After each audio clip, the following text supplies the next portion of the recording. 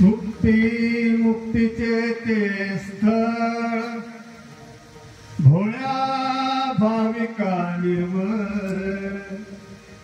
तरले तरती हा भरवसा नामधारकाचा ठसा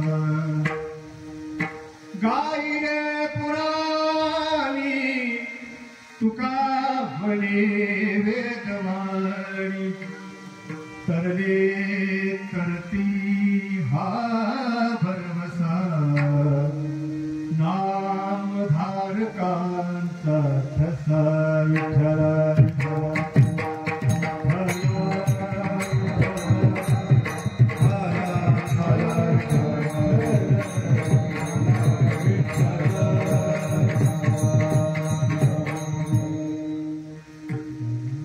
समुचरण सरोजम सांद्र नीलांबुधं जगन्नेत पाणी मंडलम मंडलम तरुण तुलसी मालां कंदरं कंजनेत्रं सदैव धवलहासं विठ्ठलं चिंतयामि कृपाळुदार माझा ज्ञानेश्वर कृपाळुदार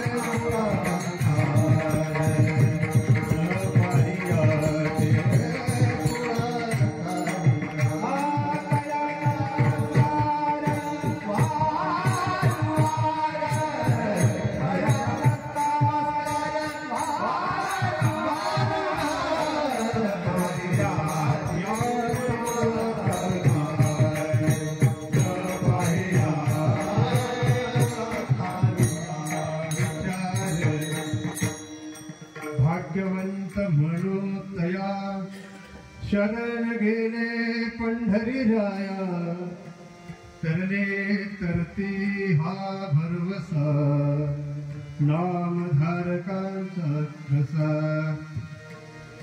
मुक्ती मुक्तीचे ते स्थळ भोळ्या भाविका निर्मळ गायरे पुराणी तुका म्हणी वेदवाणी प्राप्त प्रसंगी हरिनाम संकीर्तनासाठी असलेला विषय चिंतनासाठी असलेला अभंग वैराग्य रत्न महान भगवताकार विभूती जगद्गुरु तुकाराम महाराज श्री क्षेत्र देहुळवासी संतांच्या दृष्टिकोनामधून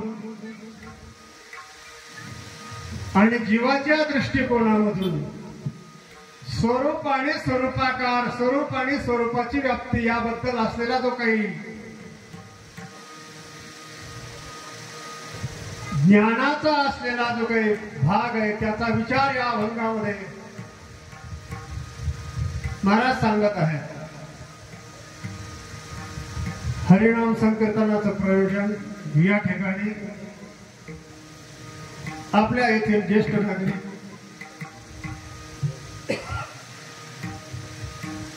स्वर्गीय विठ्ठलराव निहुणे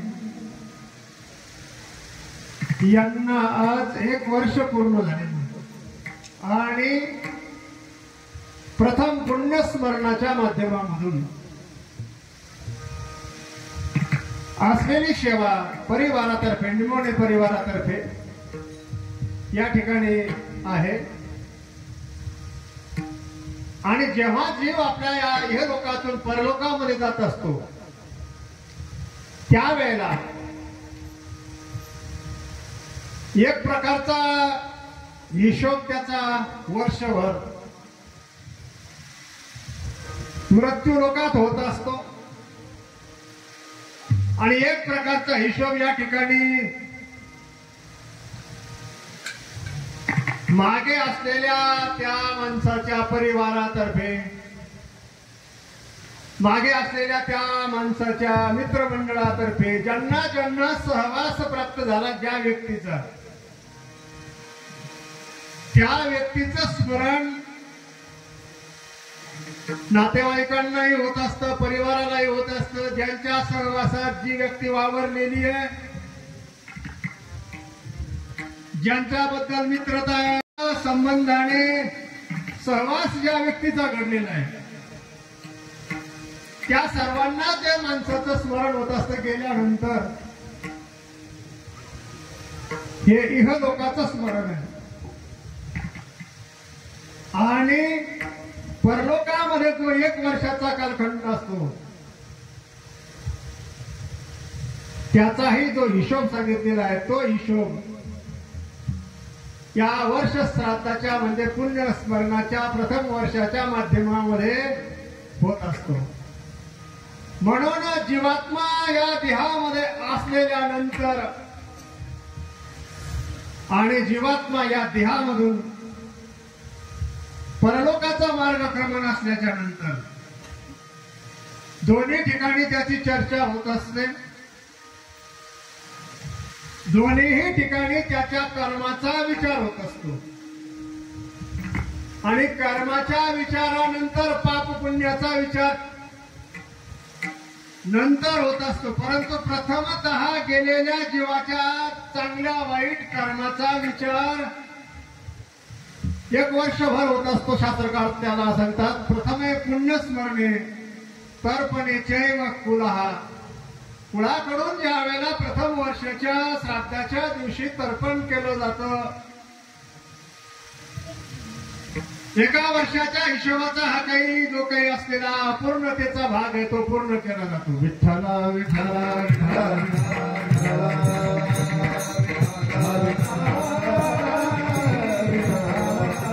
आणि माणसाच्या आयुष्यभर माणसाच्या कर्माचा हिशोब काहीतरी होतच असतो.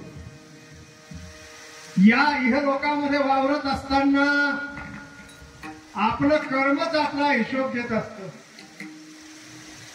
आपल्याच कर्माची चर्चा आपण करत असतो किंवा आपल्याच कर्माची चर्चा ज्यांना ज्यांना आपला संपर्क आहे ते करत असतात. मग तो चांगला असो अथवा वाईट असो. एखादा माणूस जर अत्यंत वाईट असेल आणि गावामध्ये कोणालाही त्या माणसापासून जराही सुख झालेलं नसेल, त्याच्याही कर्माची चर्चा गावात मध्ये लोक करतच असतात. त्यालाही वाईट कर्माबद्दल लोक त्या ठिकाणी सारखे त्याच्या अनपेक्ष त्याला टोचत राहतात. एखादा माणूस चांगला जरी असेल, चांगला वागत असेल किंवा एखाद्या माणसाचे कर्म जर चांगले असतील, वेगळं लक्षपूर्वक विषय आहे का, त्याच्याही कर्माची चर्चा तो माणूस असेल तोपर्यंत होत असते. म्हणून आपल्या कर्माचा हिशोब इहलोकामध्ये सुद्धा होत असतो आणि आपल्या कर्माचा हिशोब परलोकामध्ये सुद्धा होत असतो. आपल्याला फक्त हे कळत नाहीये. आपण इहलोकामध्ये दैनंदिन जे हिशोब जे जीवन जगत असतो त्या कर्माचा प्रत्येक जिवंत असतानाही हिशोब चित्रगुप्ताकडे लिहिला जातो आणि आपल्याच कर्माचा हिशोब प्रत्येक दिन जिवंत असताना आपल्या परिवारालाही आपण माहिती असतो, आपल्या गावालाही आपण माहिती असतो, आपल्या मित्रालाही आपण माहिती असतो. आपल्या कर्माचा हिशोब प्रतिदिन अंतरिक्षामध्ये असलेल्या गंधर्व देवता चित्रगुप्ताकडे पाठवत असतात आणि आपल्याच कर्माचा हिशोब या ठिकाणी आपल्या परिवारातर्फे आपल्या जे जे संपर्कात येणारे माणसं आहेत त्यांच्या सुद्धा वाणीद्वारे मुखाद्वारे त्याची चर्चा होतच असते आणि मग जिवंतपणे आपले जे चांगले काही कर्म आहेत जिवंतपणे आपले जे काही वाईट कर्म आहेत त्या कर्माच्या हिशोबाचं फल 8 दिवस काम केल्याच्या नंतर जे मजूर असतात त्यांचा पगार रविवारी होत असतो त्याप्रमाणे आयुष्यभर केलेल्या कर्माचा जो काही पगार आहे तो पगार जीवात्मा गेल्यानंतर या 1 वर्षभरामध्ये होत असतो आणि म्हणून त्या ठिकाणी स्मरणाने पुण्यस्मरणाने त्या पगारामध्ये त्या जीवाला काय प्राप्त झालं हे आर्यमा नावाचे पितृदेवता सांगतात पितृणाम मुख्य पितृगण अयर्मः फलप्रदाति चैव जंतूनाम आर्यमा नावाचे पितृदेवताचे प्रमुख देवता जीवाच्या कर्माचा हिशोबाचा फल त्याला 1 वर्षाच्या हिशोबानंतर देत असतात आणि त्याला वर्ष श्राद्ध असं म्हणतो मग पापकर्माचं फल पापानाम अधोगती पुण्यकर्मानाम चैव ऊर्ध्वं गतिः पुण्यकर्म असेल तर स्वर्गामध्ये जाईल पापकर्म असेल तर नरकामध्ये जाईल हा झाला त्याचा पगाराचा विषय परंतु या ठिकाणी या जगामध्ये आपण पाहतो पुण्यवानही मरतात पापीही मरतात ज्यानं चांगलं केलं तोही जातो ज्यानं काही चांगलं केलं नाही तो जातो ज्यानं अत्यंत वाईट केलं तोही जातो ज्यानं रोज हिंसा केली रोज प्राणी मारले तोही मेल्याशिवाय राहत नाहीये जन्माला आलेला प्रत्येक प्राणी जर मरणाच्या सामोरे जात असेल तर मग कशासाठी पुण्य करायचं कशासाठी पाप करायचं पाप पुण्य काय आहे ही चर्चा आजच नाहीये 6 शास्त्रामध्ये सांख्य योग न्याय पूर्व मीमांसा उत्तर मीमांसा 6 शास्त्रापैकी 2 शास्त्र हे नास्तिक शास्त्र आहे 4 आस्तिक शास्त्र आहे जैमिनी आणि व्यासांचं असलेल्या 2 शास्त्रामध्ये 2 मतभेद आहे त्यापैकी जैमिनीचं असं स्पष्ट म्हणणं आहे माणूस मरतो म्हणजे काय होतं इंजिन बंद पडतं पेट्रोल संपल्यानंतर गाडी बंद पडते मग गाडीला कोणी मारलं थोडी काही पेट्रोल संपलं गाडी बंद पडली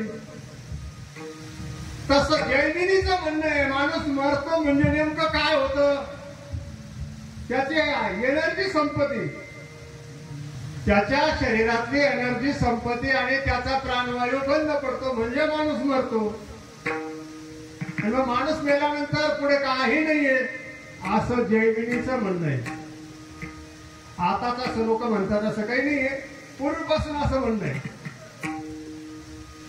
आणि मग तुम्ही जे म्हणता शास्त्र म्हणतं त्याचं वर्ष श्राद्ध करा त्याच्या नावानं पुण्य अर्पण करा त्याला पाप केलेलं असेल तर त्याला स्वर्गातून सोडवण्यासाठी प्रयत्न करा गरुड पुराण म्हणतं त्याला वैतरणी नदी आहे पुरवचीपूर आहे अंकपूर आहे तंकपूर आहे फलनापूर आहे हे सगळं झूट आहे असं कोण म्हणतं जैमिनी म्हणतात जैमिनीने 2 शास्त्रामध्ये व्यासांच्या 4 शास्त्राचा विरुद्ध मत मांडलेलं आहे आणि म्हणून तो गुरु शिष्याचं पटलं नाही वास्तविक जैमिनीमध्ये व्यासांचा अतिशय जीव होता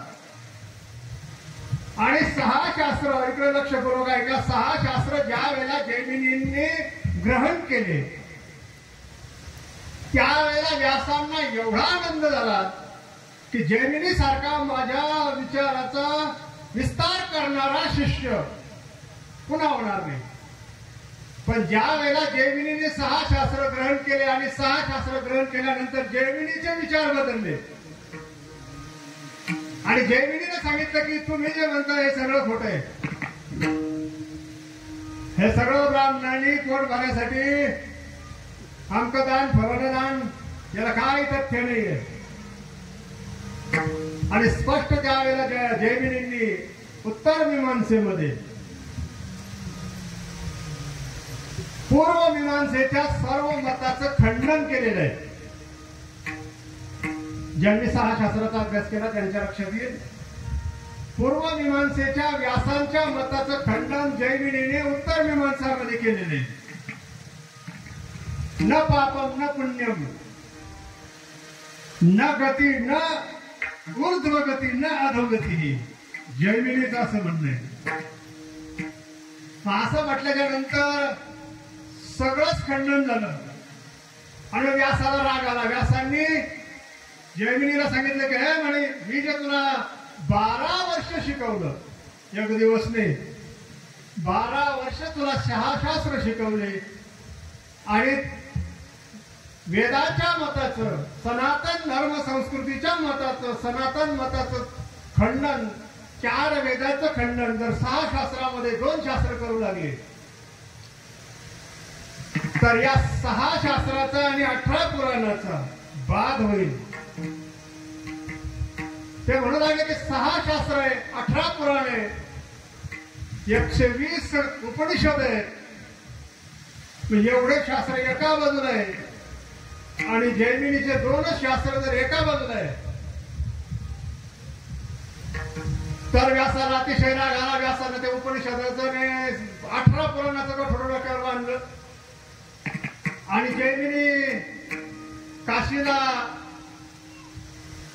मुलांचा प्लॉट घेत होते. 1000 विद्यार्थी होते. तेवढं गठोडं डोक्यावर बांधलं आणि त्याच्या पुढे निवडून आदळलं. जर तू म्हणतोय की माणूस मरणं म्हणजे एनर्जी संपणं, पेट्रोल संपणं, आजच्या भाषेत, सोप्या भाषेत पेट्रोल संपलं, गाडी बंद पडली, मग गाडीचा काय दोष आहे, गाडीला काय काप आहे, गाडीला काय पुण्य आहे. आतापर्यंत गाडी चालत होती, पेट्रोलच्या जीवावर चालत होती, बरोबर आहे का नाही? थोडं लक्षपूर्वक काय विषय. मग एनर्जी संपणं म्हणजे मृत्यू आहे.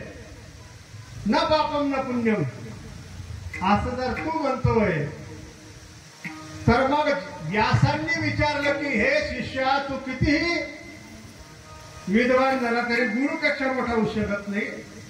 मला सांग, एनर्जी संपणं हा मृत्यूचा सिद्धांत जर आहे तर मला सांग, गाडीमध्ये नुसतं पेट्रोल असल्यानं गाडी चालवती का गाडी चालवणारा सुद्धा चालू करून चालवणारा सुद्धा लागतो? लक्षपूर्वक विषय आहे का? गाडी हे पेट्रोल हे चालू करून दिली, चालवणारा शिवाय गाडी चालवेल का? हा लागायचा विषय हा. व्यासांनी जैमिनीला सांगितलं, तू जर म्हणतोय की एनर्जी संपणं म्हणजे मृत्यू आहे, पुढे काही नाहीये आणि जोपर्यंत ऊर्जा होती तोपर्यंत प्रत्येक जीव कार्य करत असतो सृष्टीतला, हा जर सिद्धांत मत आहे तुझा, तर मला सांग, ऊर्जा कोणापासून मिळत असते? ऊर्जा मिळाल्यानंतर कोणत्या विचाराने आणि कोणत्या विचाराच्या माध्यमातून मनुष्य आपलं जीवन जगत असतो? सगळ्याच्या शरीरात पंचमहाभूत आहे. लक्षपूर्वक विषय आहे का? सगळ्यांना दुपारी जेवण लागतं, सगळ्याच्या खाल्लेल्या जेवणाचं रक्त तयार होतं, बरोबर आहे? बरोबर आहे. पण मग एक माणूस चांगला वागतो, एक माणूस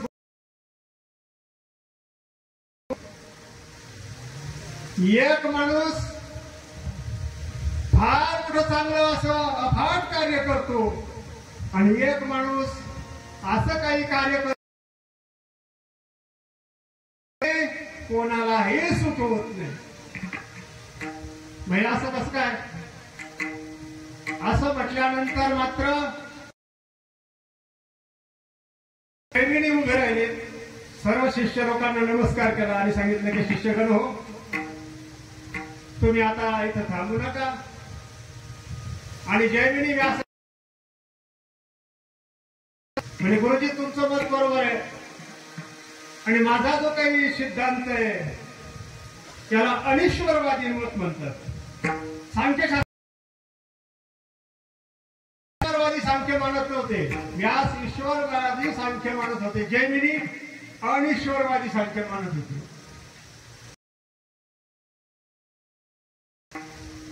तर दोघांचं पटलं नाही. जैमिनी सांगितलं गुरुजी आजपासून तुमचा मार्ग वेगळा माझा मार्ग. विद्या शिकवली म्हणजे मूर्खा रात्र पाहिले नाही दिवस पाहिला नाही असे नसेल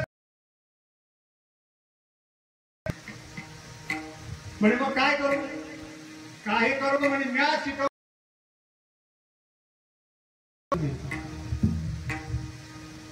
आता हे काय वापस ज्ञान वापस करणं म्हणजे ज्ञान कसं काय वापस करता येईल. त्यावेळेला जैमिनीने विचार केला होते तेवढं हुशार होते. आपला मेंदू बाहेर काढला आणि मेंदू व्यासाच्या डोक्यावर ठेवला आणि सांगितलं याच्यातून तुमचं ज्ञान काढून घ्या. ज्ञान कुठे राहतं पोटात थोडी राहत. तेवढं ज्ञान त्याच्या डोक्यातून व्यास आणि असं फेकून दिलं आणि पुन्हा जैमिनीचा मेंदू त्याच्या डोक्यावर बसवला आणि पुन्हा जैमिनी जिवंत झाला. किती विद्वान होते पहिले लोक. पण ज्या वेळेला जैमिनी विद्वान पाहिलं नाही ते अरण्यामध्ये जे निघून गेले ते पुन्हा इकडे आलेले आणि मग जे ज्ञान त्याच्या डोक्यातून काढून घेतलेलं होतं ते ज्ञान गंधर्व लोकातल्या ज्ञानपिपासू साधकांनी पक्षाचं रूप धारण केलं आणि ते ज्ञान ग्रहण केलं. ते ज्ञान वेदाच्या उपविभागात म्हटलेलं आहे. हा वेदांताचा भाग सांगण्याचं कारण असं आहे की संसारामध्ये भाग्यवंत म्हणण्याचे प्रकार अनेक आहेत. जो माणूस ज्या स्थितीमध्ये त्या स्थितीच्या थोडा वरच्या स्थितीचा माणूस त्याला जर भेटला तर तो माणूस त्याला भाग्यवंत म्हणतो. समजा एखाद्या माणसाला राहायला घर नाहीये आणि त्याच्या शेजारी जर एखादा माणूस चांगल्या घरात राहत असेल तर त्याला घर नसलेला माणूस भाग्यवंत म्हणतो.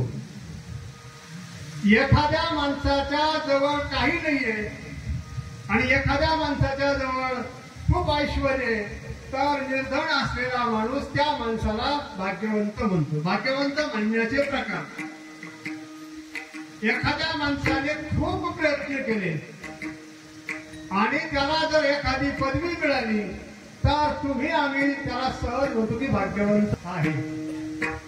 किंवा एखाद्या माणसाने आयुष्यभर अत्यंत दरिद्री अवस्थेमध्ये जीवन घालवलं आणि समजा त्याला 20 लाखाची लॉटरी लागली तर गावातले सगळे लोक त्याला काय म्हणतात भाग्यवंत आहे.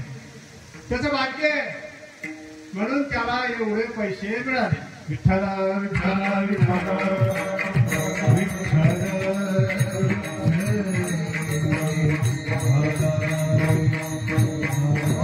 सांगायचा विषय हा झाला भाग्यवंत ठरवण्याचा ज्याचा त्याचा दृष्टिकोन ज्याच्या त्याच्या बुद्धीनुसार परिस्थितीनुसार ठरलेला असतो. पण संत कोणालाही भाग्यवंत म्हणत नाही. संसारामध्ये कुठलीही प्राप्ती झाली संसारामध्ये एखादा भिकारी सम्राट चक्रवर्ती जरी झाला तरी त्याला भाग्यवंत संत म्हणत नाही. एखाद्या माणसाला संसारामध्ये अपूर्व यश मिळालं आणि त्रैलोक्य त्याला जरी भाग्यवंत म्हटलं इंद्रादिक देव जरी एखाद्याला भाग्यवंत म्हटले ज्या ज्या वेळेला दैत्यांना स्वर्ग मिळाला दैत्यांना स्वर्ग मिळाल्याच्या नंतर सगळे दैत्य लोक त्या दैत्यांना भाग्यवंत म्हटले. ज्या वेळेला नहुष इंद्र झाला त्यावेळेला ज्या वेळेला बलिराजा इंद्र झाला त्यावेळेला ज्या वेळेला रावणाने स्वर्ग जिंकला त्यावेळेला सांगायचं तात्पर्य ज्या ज्या वेळेला इंद्र झाले दैत्य लोक त्यावेळेला सर्व दैत्य लोक इंद्राला त्या ठिकाणी भाग्यवंत म्हटले. आणि आपल्या सूर्यकुळामध्ये ज्या वेळेला जे राजे इंद्र झाले त्यावेळेला सुद्धा सूर्यकुळाचे राजे सुद्धा त्या लोकांना भाग्यवंत म्हटले की 100 यज्ञ केल्याच्या नंतर इंद्रपद प्राप्त झालं. म्हणून भाग्यवंत म्हणण्याची परिसीमा प्रत्येकाची वेगवेगळी आहे, पण संत या कोणालाही भाग्यवंत म्हणत अजिबात म्हणत नाही. कारण या जीवनामध्ये कुठलीही गोष्ट मिळाली, कुठलंही पद मिळालं एखाद्या माणसाला, कुठलंही ऐश्वर्य मिळालं, तरी ते टिकणार नाहीये.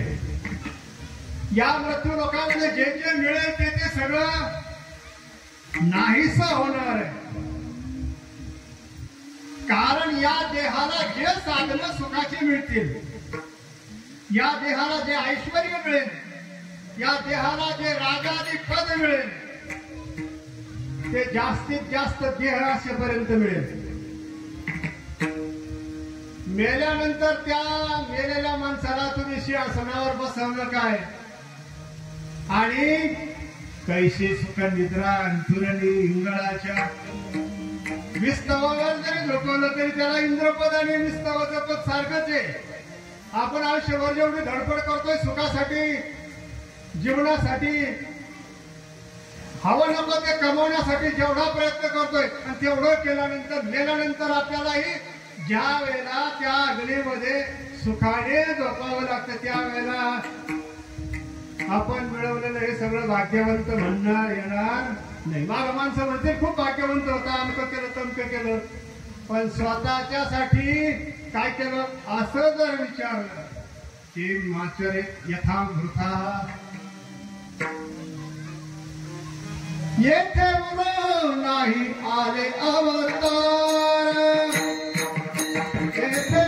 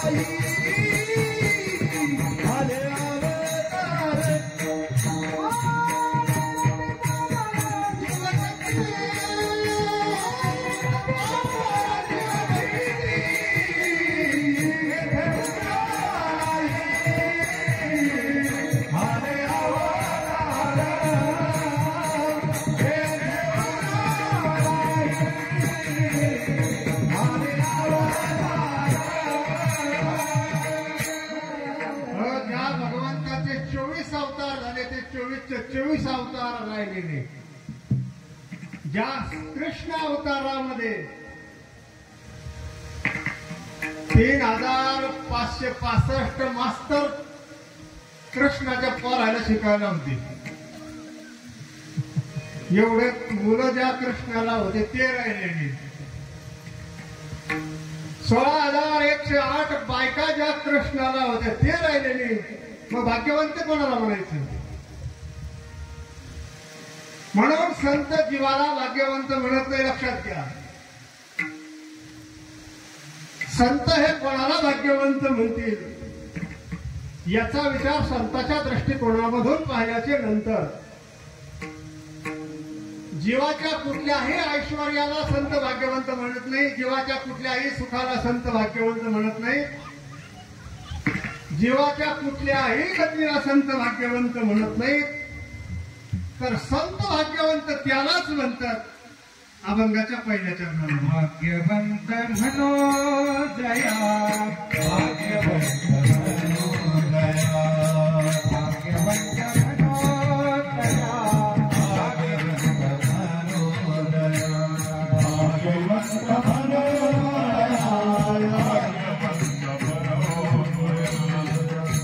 भाग्यवंत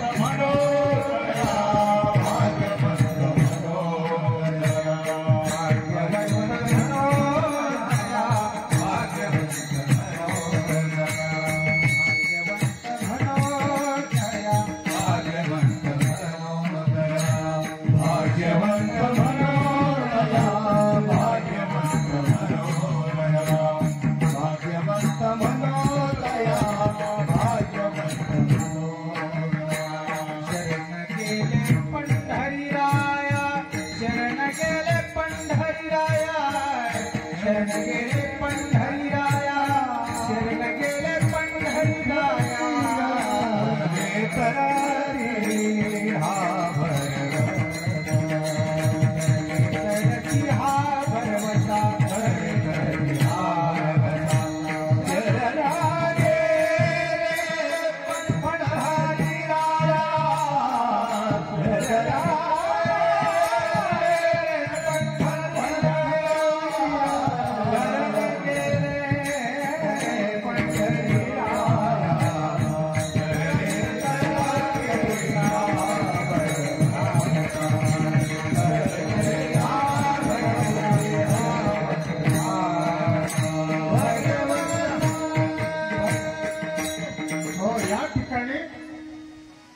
संत भाग्यवंत जे म्हणतात, संतांचा दृष्टिकोन पाहिल्याच्या नंतर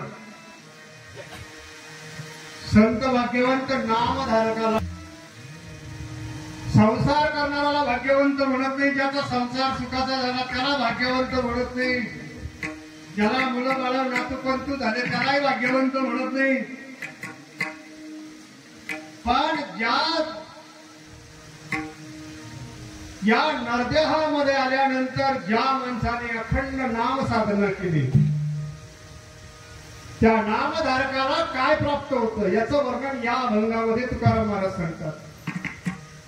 आणि नामधारक हा कशा प्रकारे भाग्यवंत आहे हे सांगण्याचा प्रयत्न या अभंगाच्या 4 चरणांमधून तुकाराम महाराज करतात.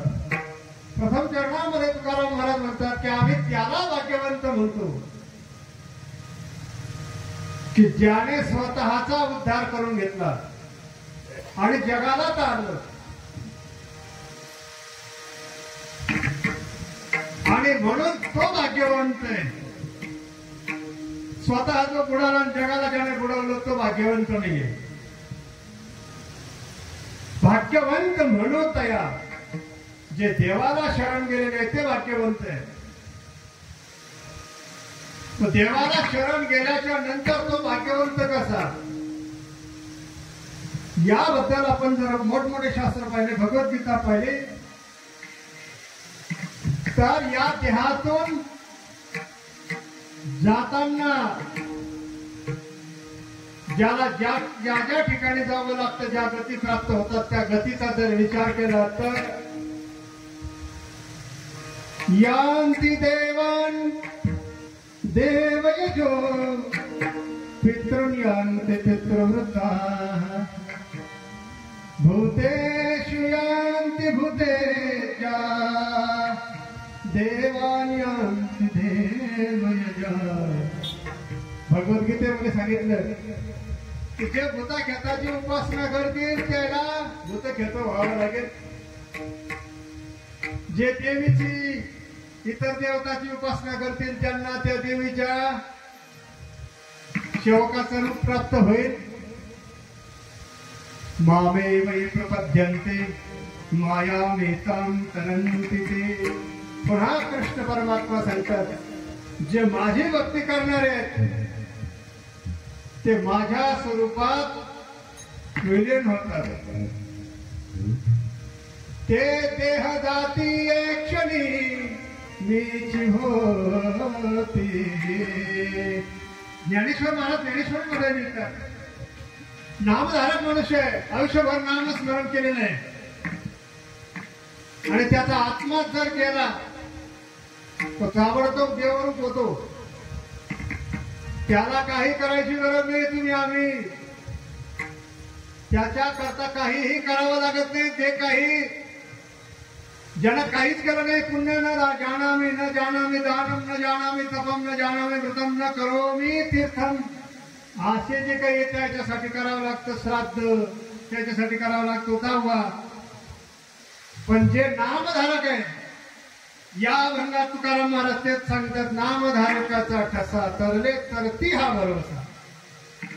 तुकाराम महाराज म्हणतात मी प्रमाणपत्र देतो आणि शिक्क्यासह देतो. ठसा म्हणजे या शब्दाचा अर्थ तुकाराम महाराज त्या नामधारकाबद्दल स्वतः प्रमाणपत्र देतात की जो नामधारक आहे आणि त्याला भाग्यवंत सुद्धा म्हणतात. भाग्यवंत म्हणूतया अवघी देवावरी माया तरले तरती हा भरोसा नामधारकाचा ठसा. तुकाराम महाराज म्हणतात उत्तमची गती तो एक पावेल. उत्तमची गती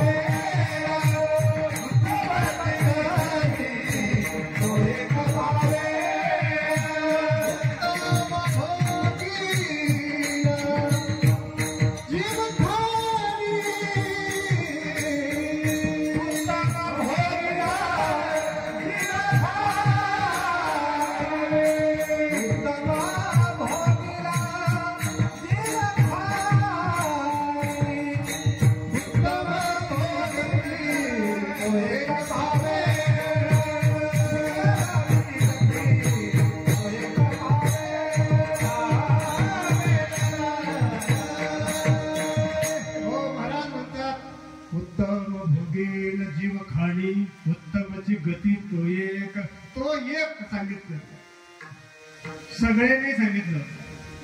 उत्तम भोगेल जीव खाणी. आपण हे जीव खाणी भोगून गेल्यानंतर ज्याच्यात शंका नाहीये. पण आपण कोणत्या भोगू? खंती ते न करा खंती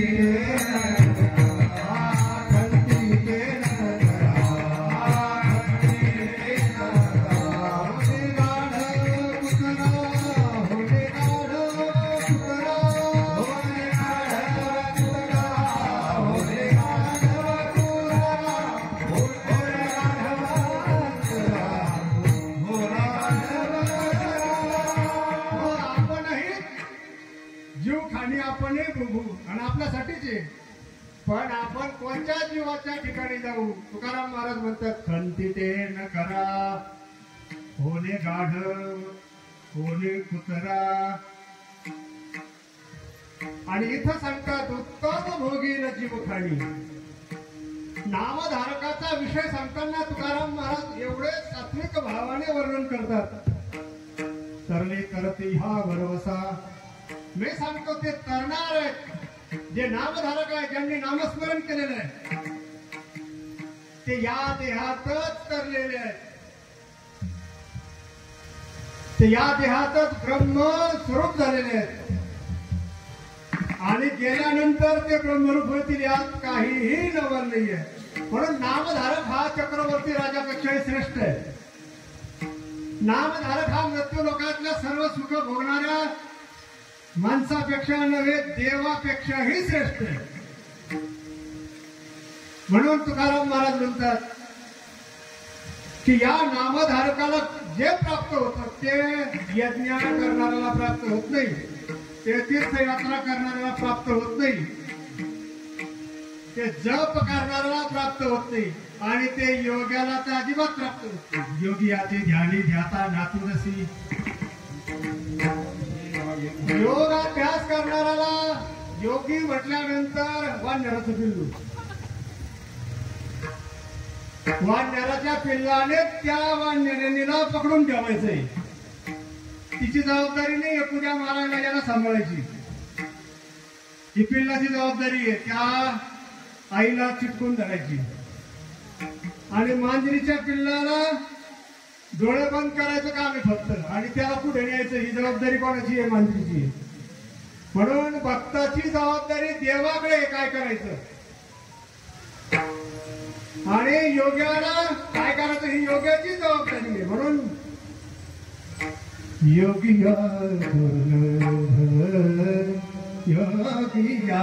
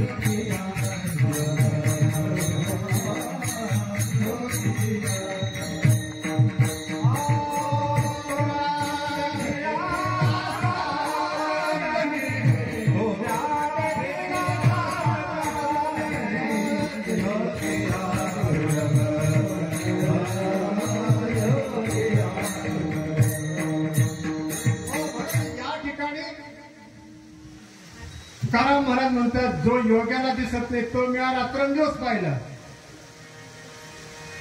कशाच्या बळावर पाहिला? कोणतं साधन केलं? फक्त एकच साधन केलं, गोविंद गोविंद म्हणा लागली या खंड. म्हणून नामधारकाचा ठसा तुकाराम महाराज म्हणतात गायीत मी प्रमाणपत्रासह सांगतो की तोच खरा भाग्यवंत आहे. कोण खरा भाग्यवंत आहे?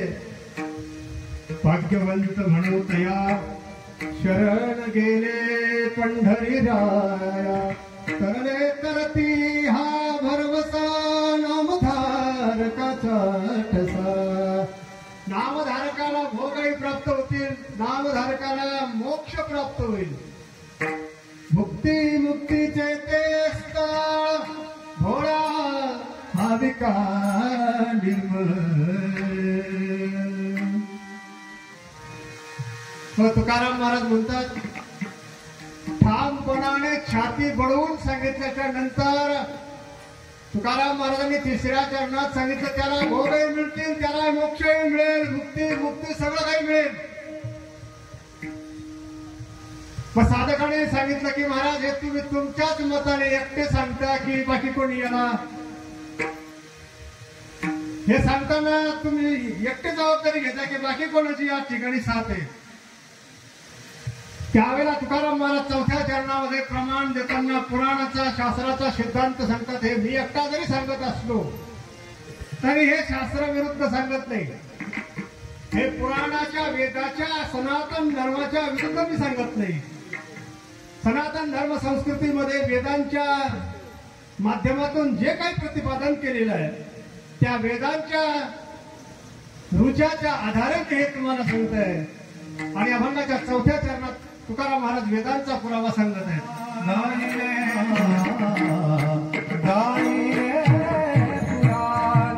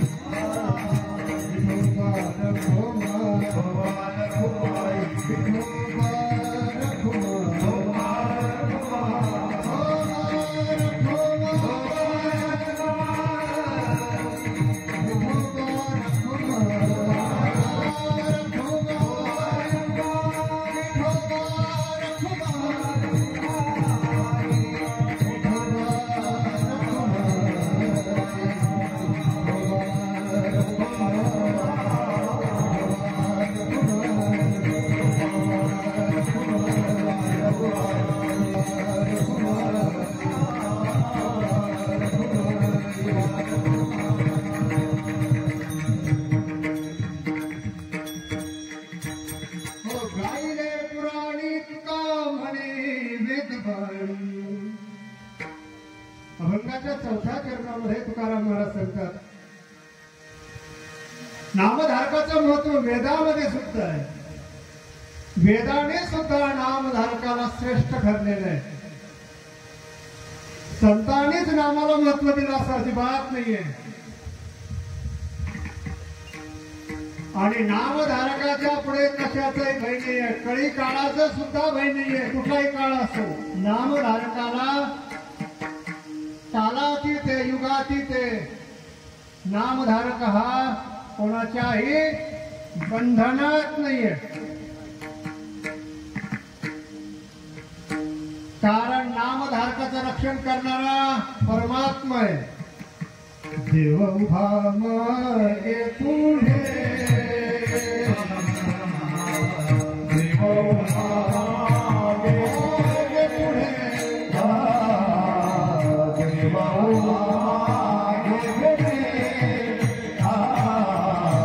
देव उभा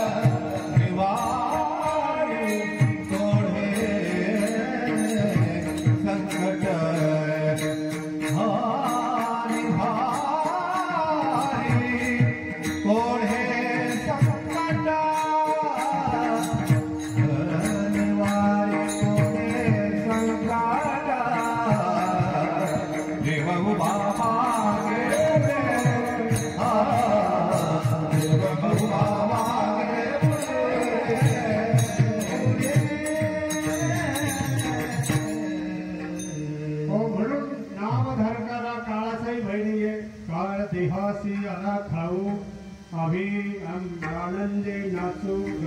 म्हणून नामधारक सर्वश्रेष्ठ आहे. आणि नामधारक जो काही आहे तो करणे करती हा भरवसा, नामधारकाचा ठसा. आणि या प्रमाणपत्रासह संत आम्ही त्याला भाग्यवंत म्हणतो. भाग्यवंत म्हणून दया रण गेले पंढरी राया. प्राप्त प्रसंगी असलेल्या अभंगाचं चिंतन करताना आपण पाहतो प्रथम पुण्यस्मरणाच्या माध्यमामधून या ठिकाणी अभंग संकीर्तन सेवा आपण या माध्यमातून श्रवण करत आहोत. स्वर्गीय विठ्ठल आपल्यामध्ये असलेले एक महान नामधारक ज्यांनी आयुष्यभर नामसाधना केली, ग्रंथाचं पठण केलं, ग्रंथाचं वाचन केलं. आणि अशा नामधारकाच्या पुण्यस्मरणार्थ आपण या ठिकाणी चिंतन करत आहोत. म्हणून नामधारकाला कशाही प्रकारे कुठल्याही अधोगतीची प्राप्ती नाहीये. अधोगती ही पाप कर्माने होत असते, पुण्य कर्माने नाही. ऊर्ध्वं गच्छन्ति सत्त्वस्ता अधो गच्छन्ति तामसः. म्हणून जे भगवत भक्त जातात ते भगवत स्वरूप होत असतात. आणि त्यांच्याकरिता तात्काळ स्वतः भगवंताचं त्या ठिकाणी पार्षद येतात, भगवंताचे दूत येतात. आणि भगवंताची प्राप्ती होण्यासाठीच नाम साधना करावी लागते. याचसाठी केला याचसाठी हो त्यागिले भोग, याचसाठी हो केला सर्व त्याग, याचसाठी हो केले व्रत जप साधन. याकरिता परमार्थ करायचा आहे, याकरिता देव स्वरूप होण्याकरता, देवाची प्राप्ती होण्याकरता साधना करायची आहे, देवाची प्राप्ती होण्याकरिता नाम साधन करायचंय. समाधी साधन संजीवन नाम. माऊली ज्ञानेश्वर महाराज कैवल्य साम्राज्य चक्रवर्ती या अभंगातून सांगतात, घेता नाम विठोबाचे पर्वत, घेई घेई माझे माझे, घेई घेई माझे माझे, घेई घेई माझे माझे,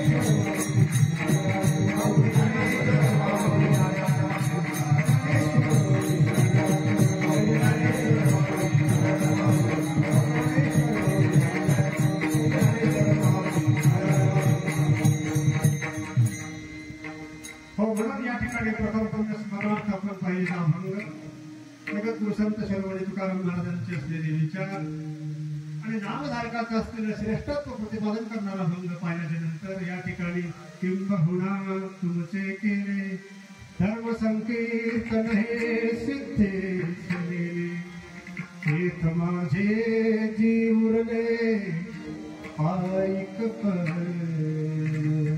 प्रभो तुम्ही महेशाची मूर्ती, मी दुबळाच कसे भक्ती, म्हणून बोल जरी गंगावती, तरी स्वीकारा की जय विठ्ठल जय हरी, जय विठ्ठल जय हरी.